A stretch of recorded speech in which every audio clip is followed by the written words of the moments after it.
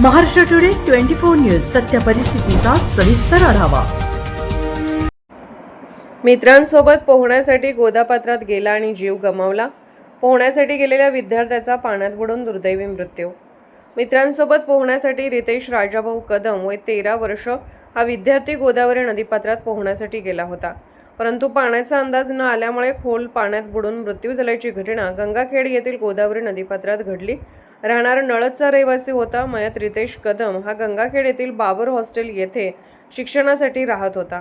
दरम्यान तो मित्रांसोबत गोदावरी पात्रामध्ये तिघे गेले असता त्यापैकी रितेश पाण्यात बुडून मृत पावला।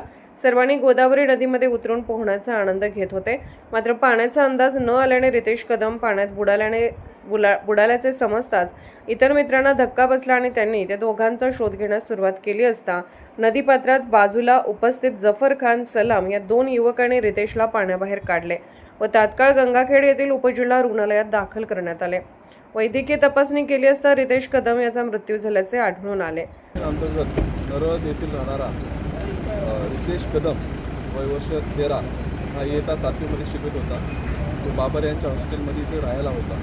त्याच्यासोबतचे त्याचे 2 मित्रसुद्धा बालाजी आणि हर्ष ते आज दुपारी नदीला पोहायला गेले होते। त्यामध्ये पोहताना त्याच्या पाण्यामध्ये बुडून अंत झालेला आहे। त्यासोबतचे 2 सवंगडी हे सुरक्षित बाहेर आलेले आहेत। पुढील प्रकारची एरिया दाखल करून योग्य तपास करून योग्य कायदेशीर कारवाई करत आहोत।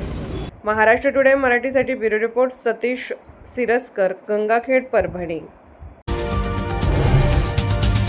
आजच महाराष्ट्र टुडे 24 न्यूजला सबस्क्राईब करा आणि सत्य परिस्थितीचा सविस्तर आढावा पहा।